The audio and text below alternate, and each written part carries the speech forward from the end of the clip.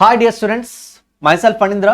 I'm a practicing chartered accountant, a faculty for financial management and SFM papers at CMA Inter and CMA final level, and also a faculty for cost accounting and business valuation papers at CMA Inter and CMA final level. So ఈరోజు నేను మీ ముందుకు రావడానికి గల reason ఏంటంటే CMA exams మీకు దగ్గరకు వస్తున్నాయి. So CMA inter exams and CMA final exams.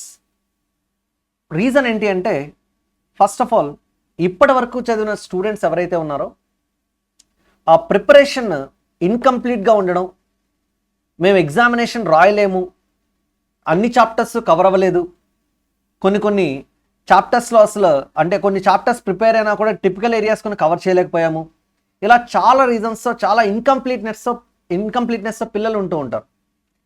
So నేనేం చెప్తానంటే ఫస్ట్ ఆఫ్ ఆల్ ఇండియాలో సిఎంఏ ఎగ్జామ్ రాసేవాళ్ళు ఎవరైనా సరే 100% ప్రిపరేషన్తో ఎగ్జామినేషన్కి వెళ్ళరు. ఇది మీరు రియలైజ్ అవ్వాలి ఫస్ట్ ఆఫ్ ఆల్. రీజన్ ఏంటి అంటే బికాస్ అంత హ్యూజ్ సిలబస్ని బేసిక్గా 100% ఎవరు కవర్ చేయలేరు. వెరీ రేర్గా ఎక్కడో కొంతమంది మాత్రం కవర్ చేయగలరు. 95% స్టూడెంట్స్ 100% ప్రిపరేషన్ కంప్లీట్ చేయరు. మరి ఎంత పర్సంటేజ్ కంప్లీట్ చేస్తారు సార్? అది బేస్డ్ ఆన్ ఎఫర్ట్. జనరల్గా కొంతమంది 50% కంప్లీట్ చేయొచ్చు, కొంతమంది 60% కంప్లీట్ చేయొచ్చు, కొంతమంది 80% కంప్లీట్ చేయొచ్చు, కొంతమంది 90% కంప్లీట్ చేయొచ్చు. వాళ్ళ యొక్క ఎఫెక్టివ్నెస్ని బేస్ చేసుకుని, వాళ్ళు ఇన్వెస్ట్ చేసిన టైంని బేస్ చేసుకుని ఆ పర్సంటేజ్ ఆఫ్ కంప్లీషన్ డిపెండ్ అయి ఉంటుంది. కొంతమంది స్మార్ట్ వే ఆఫ్ ప్రిపరేషన్తో 2 monthsలోనే 80% రీచ్ అవుతారు. కొంతమంది స్మార్ట్ వే ఆఫ్ ప్రిపరేషన్ ఉండకపోవడం వల్ల 3 months అయినా సరే 70% ప్రిపరేషన్ కంప్లీట్ అవ్వచ్చు. స్టూడెంట్స్కి కాన్సెప్చువల్ అండర్స్టాండింగ్ బట్టి, కోచింగ్ యొక్క స్ట్రెంగ్త్ బట్టి, అంటే క్వాలిటీ ఆఫ్ సబ్జెక్ట్ అండర్స్టాండింగ్ బట్టి, కాన్సెప్ట్స్ ప్రాపర్ అండర్స్టాండింగ్ బట్టి, ఇలాంటి చాలా ఫ్యాక్టర్స్ డిపెండ్ అయి ఉంటాయి జనరల్గా. సో నేనేం చెప్తానంటే ఎంత పర్సంటేజ్ అయినా కంప్లీట్ అవ్వనివ్వండి, ఎంత క్లారిటీ ఉందనేది పక్కన పెట్టండి, ఎన్ని కాన్సెప్ట్స్ అన్కవర్డ్ ఉన్నాయనేది పక్కన పెట్టండి. ఫస్ట్ ఆఫ్ ఆల్ మీ లక్ని మీరు టెస్ట్ చేసుకోవాల్సిన సమయం ఇది చెప్పాలంటే. రీజన్ ఏంటంటే ఎగ్జామినేషన్ పేపర్ అనేది ఒక గెస్ క్వశ్చన్ పేపర్ లాంటిది. అది అంటే సింపుల్గా చెప్పాలంటే ర్యాండమ్గా కొన్ని క్వశ్చన్స్ని పికప్ చేసి వాటిని ఎగ్జామినేషన్ పేపర్లో ఇస్తూ ఉంటారు. మన లక్ బాగుంటే మనం చదివిన క్వశ్చన్స్ మోడల్స్ కానీ మనం చదివిన క్వశ్చన్స్ కానీ ఎగ్జామినేషన్లో వస్తే డెఫినెట్గా బాగా రాయగలుగుతాం. అందులో ఎటువంటి ప్రాబ్లం ఉండదు. చాలామంది ఏంటంటే నేను చదివినవి వస్తాయా? డెఫినెట్గా చదివినవి వచ్చినా రాకపోయినా మన లక్ని మనం టెస్ట్ చేసుకోవాల్సిన అవసరం ఎంతైనా ఉంటుంది. ఈ లక్ కానీ వర్కౌట్ అయిందంటే 50% ప్రిపరేషన్ కంప్లీట్ చేసిన వాళ్ళు కూడా ఎగ్జామినేషన్ పేపర్ రాసి క్వాలిఫై అయ్యే ఛాన్సెస్ ఉండొచ్చు. బికాస్ నువ్వు చదివిన 50% కాన్సెప్ట్సే అక్కడ 70% మార్క్స్కి ఇచ్చాడు అనుకోండి, అందులో మీరు పర్ఫెక్ట్గా రాయడం వల్ల ఒక 50% మార్క్స్ వచ్చిన ఎగ్జామినేషన్ ఓవరాల్ టోటల్ స్కోర్లో డెఫినెట్గా నీకు క్వాలిఫై అయ్యే ఛాన్స్ ఉంటుంది. అంటే ఇక్కడ 90% కవర్ చేశారా, 70% కవర్ చేశారా, 50% కవర్ చేశారా అనేది కాదు పాయింట్. మీరు ఎంత పర్సంటేజ్ కంప్లీట్ చేసినా సరే మీరు పేపర్ రాయాల్సిందే, మీ లక్ని టెస్ట్ చేసుకోవాల్సిందే. సో అంటే ఈ పర్సంటేజ్ ఆఫ్ కంప్లీషన్ పక్కన పెట్టి మీరు ఎగ్జామినేషన్ పేపర్ అటెంప్ట్ చేయాలి. చాలామంది 50% కంప్లీట్ చేసినా కూడా వాళ్ళు ప్రిపరేషన్ 100% కంప్లీట్ అయినట్టే కాన్ఫిడెంట్గా వెళ్ళి రాసిస్తూ ఉంటారు వాళ్ళ లక్ని టెస్ట్ చేసుకోవడానికి. అలా క్వాలిఫై అయిన సిఏలు ఎంతోమంది ఉన్నారు ఇప్పటివరకు. సో అంతా ఇది కంప్లీట్గా ప్యూర్ గెస్ వర్క్ అంతే. సో మై డియర్ స్టూడెంట్స్, మీరు ఇప్పటి వరకు ఏవైతే కాన్సెప్ట్స్ చదివారో అది 50, 60, 70 ఎంత పర్సంటేజ్ అనే ఉండొచ్చు, చదివినంత వరకు study material, RTPs, MTPs, past examination questions వీటన్నింటినీ కవర్ చేస్తూ ఆ 50% కాన్సెప్ట్స్ థరోగా ఉండండి మీరు. ఫస్ట్ ఆఫ్ ఆల్ వాటితో ఎగ్జామినేషన్కి వెళ్ళండి. ఎగ్జామినేషన్ ముందు కూడా అవే థరోగా రివైజ్ చేయండి, రాయండి ఎగ్జామ్. డెఫినెట్గా మీరు సక్సెస్ అవ్వడానికి ఛాన్స్ ఉంటుంది. ఈ ఆస్పెక్ట్ని చాలామంది ఫాలో అవ్వక లాస్ట్లో ఎగ్జామినేషన్ ముందు గివ్ అప్ ఇచ్చేస్తారు. So you should never give up. First of all see the quotation it self is saying stay strong, believe in your self, never give up. ముందు మీరు స్ట్రాంగ్గా ఉండండి. బికాస్ ప్రొఫెషనల్ ఎగ్జామినేషన్స్లో ఎంత extent prepare అయ్యామనే దానికన్నా ఎంత confidence maintain చేస్తాం అనేది చాలా ఇంపార్టెంట్. మిమ్మల్ని మీరు నమ్మాలి, మీరు చదివిన మీ ప్రిపరేషన్ మీద మీకు నమ్మకం ఉండాలి.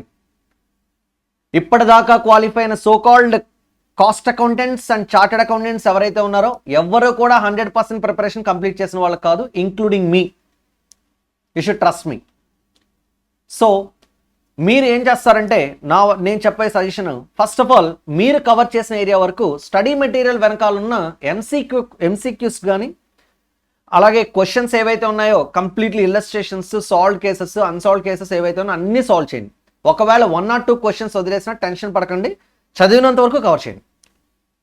అండ్ మిగతావి ఏవైతే అన్కవర్డ్ ఏరియాస్ ఉన్నాయో అవి కవర్ చేయలేదు అనే ఇన్కంప్లీట్నెస్ ఉండే కన్నా, ఒకవేళ మీకు ఏమాత్రం కొంచెం టైం ఉన్నా స్టడీ మెటీరియల్ బ్యాక్ సైడ్ ఉండే కొన్ని చిన్న ఎంసీక్యూస్, అలాగే ఫిల్ ఇన్ ద బ్లాంక్స్, అలాగే ఏమైనా చిన్న క్వశ్చన్స్ ఏమైనా ఉంటే అవి కంప్లీట్ చేసేయండి. అంటే లెంగ్త్ ఎక్కువ ఉన్నవి, బాగా లెంగ్తీ క్వశ్చన్స్ ఉన్నవి ఏవైతే ఉన్నాయో మళ్ళీ మీరు కవర్ చేయాలనుకుంటే బాగా ఎక్కువ టైం పట్టేస్తుంది. అంటే స్మార్ట్ వే అనమాట. ఒక అకౌంటింగ్ స్టాండర్డ్ నేను ప్రిపేర్ అవ్వలేదు సార్, ప్రిపేర్ అవ్వకపోతే స్టడీ మెటీరియల్ వెనకాల ఒక 4-5 క్వశ్చన్స్ ఇచ్చుంటాడు. చిన్న క్వశ్చన్స్ ఏవైతే ఉన్నాయో అవి కవర్ చేయండి. మన లక్ బాగుంటే అవి 1 mark 2 marks క్వశ్చన్స్ వచ్చాయనుకోండి, అవి రాస్తే ఆ మార్క్స్ మనకి ఎక్స్ట్రాగా యాడ్ అవుతాయి. సో అన్కవర్డ్ ఏరియాస్ ఏమన్నా మీకు టైం ఉంటే జస్ట్ ఆ కాన్సెప్ట్ మొత్తం ప్రిపేర్ అవ్వకుండా స్టడీ మెటీరియల్ వెనకాల ఉన్న ఆ so called MCQs, fill in the blanks వాటిని కొంచెం బై హార్ట్ చేయడానికి ట్రై చేయండి. This is a smart way of preparation. అంటే కంటెంట్ అర్థమయ్యే కాదు, ఎగ్జామినేషన్ ఓరియంటెడ్గా ప్రిపేర్ అవ్వడం అనమాట ఇది. ఓకేనా? సో ఇది చాలా ఇంపార్టెంట్ థింగ్. అండ్ ఇంకా ఎగ్జామినేషన్ అటెంప్ట్ చేసే టైంకి మీరు ఫాలో అవ్వాల్సింది ఏంటంటే, బేసికలీ ఫస్ట్ పేపర్ మన పేషెన్స్ లెవెల్ని టెస్ట్ చేస్తూ ఉంటారు. ఫస్ట్ పేపర్ ఎప్పుడైతే టఫ్గా వస్తుందో ఆటోమేటిక్గా అందరూ చాలామంది డీలా పడిపోయి మేము రాయలేము, అయిపోయింది మా పని అయిపోయింది అనుకుంటారు. ఆ ఫస్ట్ పేపర్ టఫెస్ట్ పేపర్ని ఎవరైతే దాడతారో సెకండ్ పేపర్ అన్వర్స్ చాలా బాగా రాయగలుగుతారు.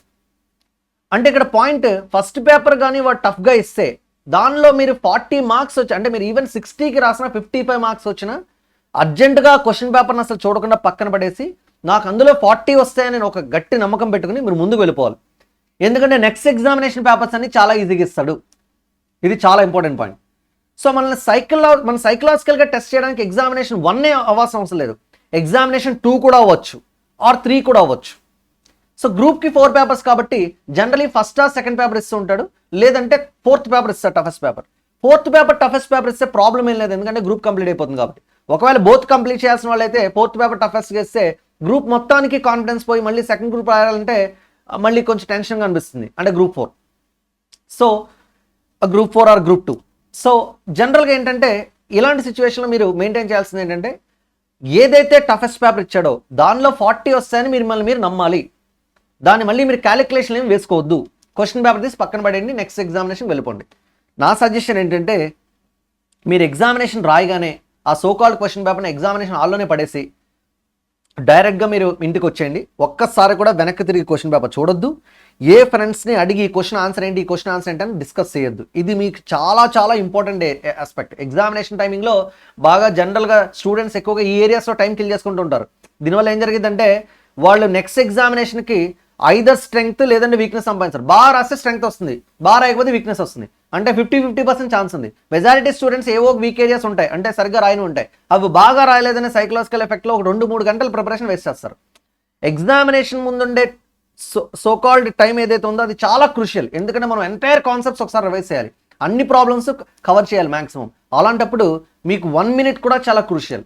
సో అయిపోయిన ఎగ్జామినేషన్ గురించి అసలు ఆలోచించొద్దు. This is my strongest suggestion my dear students. So ఈ వేలో మీరు జాగ్రత్తగా ప్రిపేర్ అయ్యి మెయిన్ ఎగ్జామినేషన్కి కాన్ఫిడెన్స్తో వెళ్ళండి. ట్రస్ట్ మీ, ఈవెన్ మీ 50% ప్రిపరేషన్తో కూడా మీరు 100% ఎగ్జామినేషన్ అటెంప్ట్ చేసి క్వాలిఫై అవ్వడానికి ఛాన్సెస్ చాలా ఎక్కువ ఉంటాయి. So my dear students, so stay strong, believe in yourself and never give up. All the very best. Thank you.